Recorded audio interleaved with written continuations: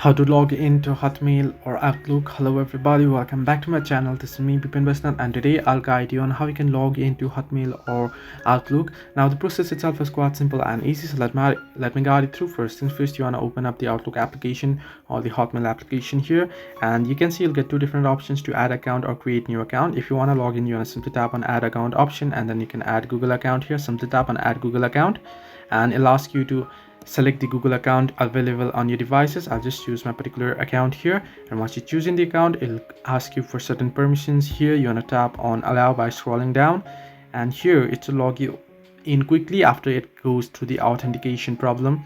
And if you want to add another account, it'll ask you can simply tap on maybe later. If not, and you can see the account has been logged in. So this way you can easily log into Hotmail or Outlook. Hope this helped you.